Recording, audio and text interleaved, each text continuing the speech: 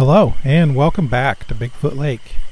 Appreciate all of you joining us here tonight, as tonight we have two fantastic Bigfoot encounters to share. The first one begins in the state of North Carolina, and then for our second one we move out west to the state of California. So with that being said, pull up a stump, sit back, and I hope you enjoy tonight's encounters. First encounter begins in Yadin County in North Carolina, and this goes back to June or July of 1979.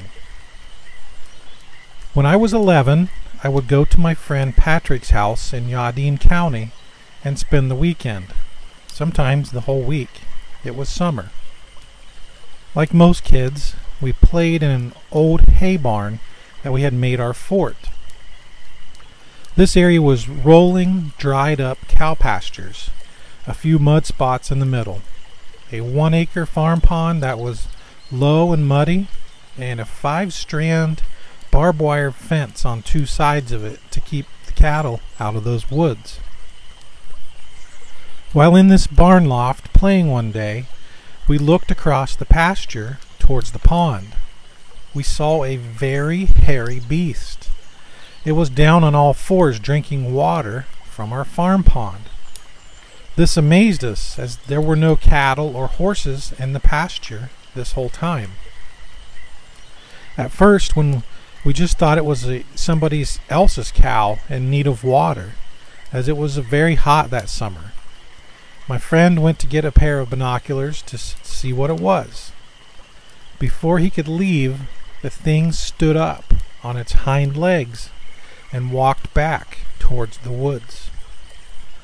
On its way, it stepped over a 5-strand barbed wire fence. We just stood there dumbfounded at what we had both just seen.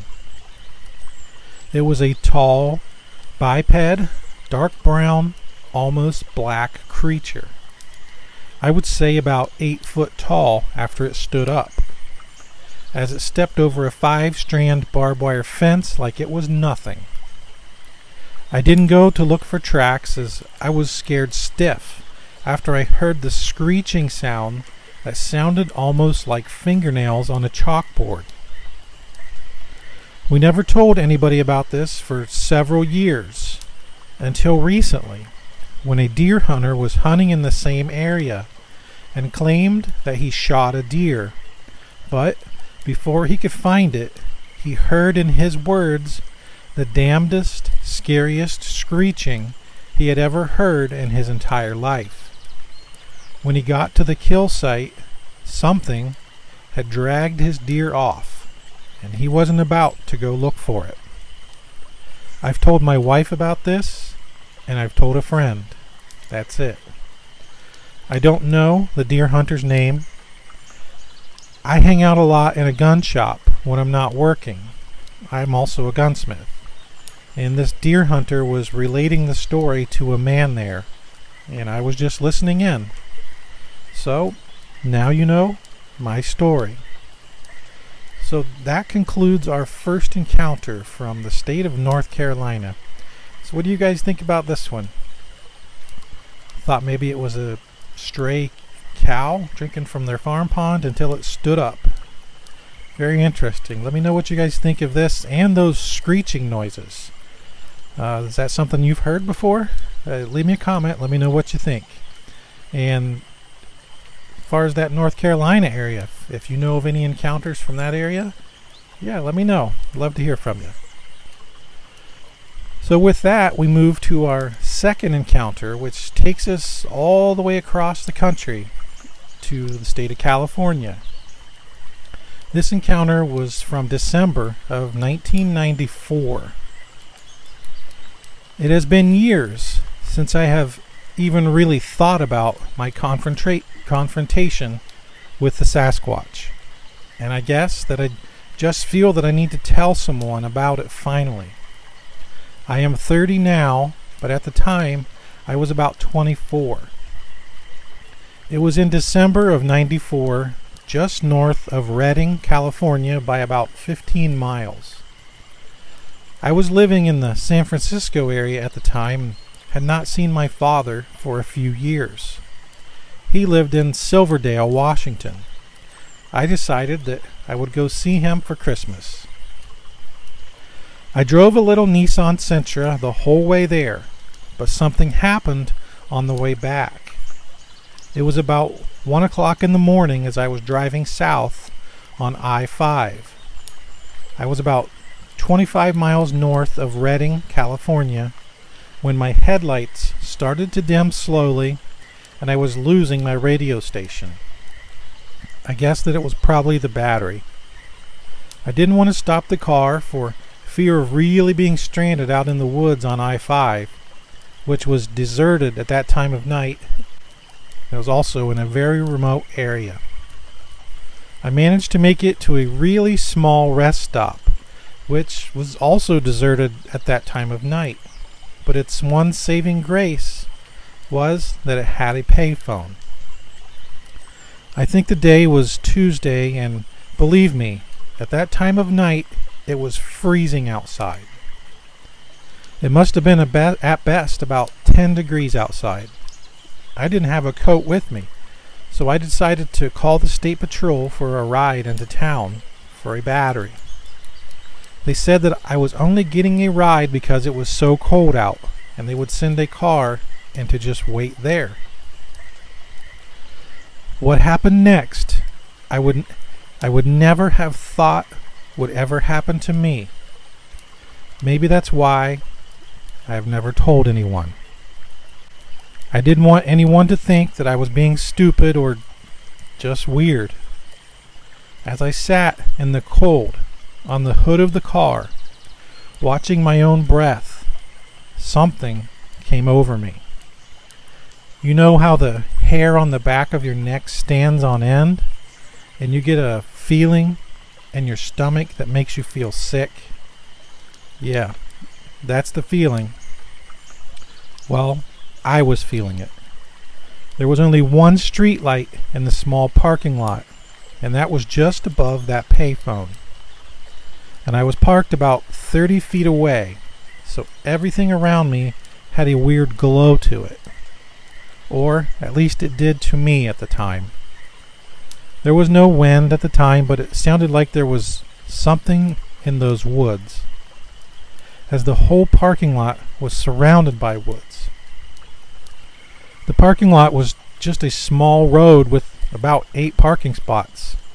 It was small for a rest stop. Over the next 20 minutes, my life was turned upside down. I would hear grunts from the trees that were right beside my car. I don't know why I didn't get in my car. I was just kind of frozen there. I made no sounds at all. I knew it was just some kind of animal and not to really be worried. Or so I made myself believe at the time. After about 20 minutes of this happening on and off, it finally happened. Never in my life will I forget the sight or the feelings that I felt at that one moment in time. My body froze.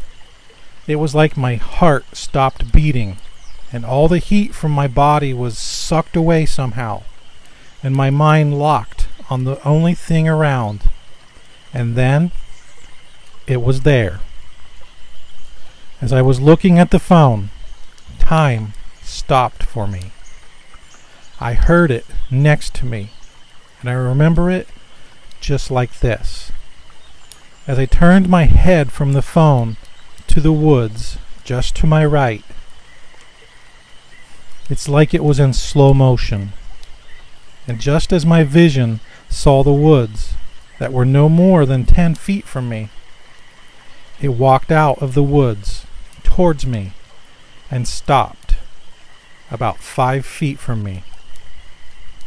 He or she was about 7 to 8 feet tall and thick around the chest and hips, with equally thick arms and legs. The thing about it that I remember the most was the hair. The hair was very dark brown, or so it looked in that light. But it was shiny. Not like oily shiny, but super clean shiny. It just stood there, looking at me for at least 5 minutes without moving at all. I was frozen in place completely. I can't remember any feeling that I might have had at the time except for fear.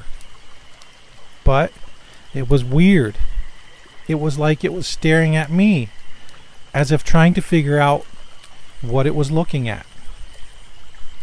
Then it was startled and looked towards the interstate. I thought I could have had a heart attack at that moment. For something so large, when it was startled, it changed its stance in an instant, in a flash, and then froze again. Then, after 5 seconds or so, it ran back into those woods, exactly where it had come from. Not 5 seconds later, the California State Patrol car rolled up. That's what must have startled the creature for sure. The patrolman honked for me and finally had to come and get me to his car. I never told him what happened. He probably thought he had to get out and get me for some stupid reason. I hardly spoke a word the whole ride. Later, the next day, when I had gotten a new battery and found a ride back to my car, nothing had changed except the fact that there was now other people there, just resting. My fear came back, and the hair on the back of my neck stood up. Even though it was about noon and sunny, I couldn't keep my eyes off the spot where the creature had come out of those woods. For some strange reason, I kept expecting it to come running out again. But after I had finished my repairs, I found myself doing the strangest thing of all. I actually walked into those woods about 20 feet or so, in the same spot that he had come out of and retreated into the night before. And just to let you know, I didn't turn around and walk back to my car. I just walked backwards the whole way, all the time scanning the woods for him, praying that I would not see him again. I have not driven through that area since. I know that it's stupid, but it did something to me. It made me afraid like nothing else. I believe in something that 99% of the world says does not exist. And that's what scares me the most, because I know that it does. And if he can, what else can? I don't know that you believe me or not, and to be honest, I don't care. I know that it happened, and I wish that it would not happen to anyone. I have never told anyone, and in writing this, it brought back all the fear of that night. Thank you for listening to my story. So what do you guys think of that encounter from the state of California? I personally find that encounter to be one of my most favorite encounters that I've ever heard.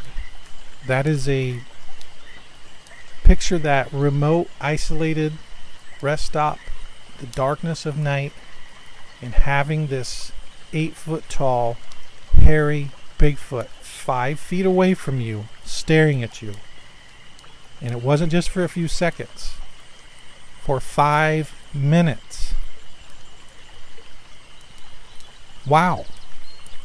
What do you guys think of that?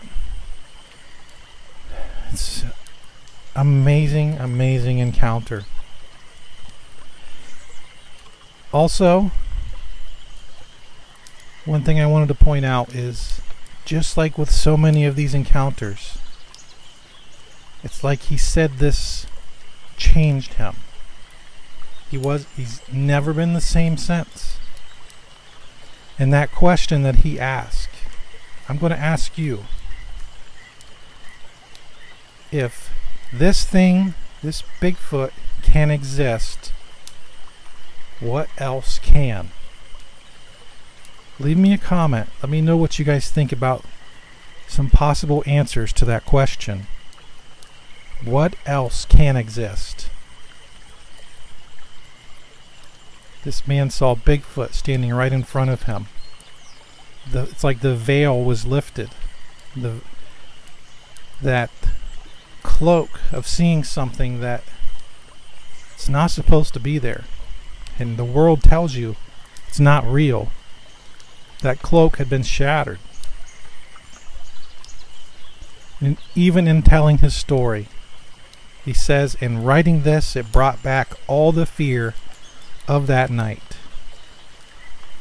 So let me know what you guys think of this encounter and the first encounter. As always, I appreciate your thoughts and all the great comments. If you enjoyed these encounters, please don't forget to hit that thumbs up. And before you go, I want to ask you a personal favor.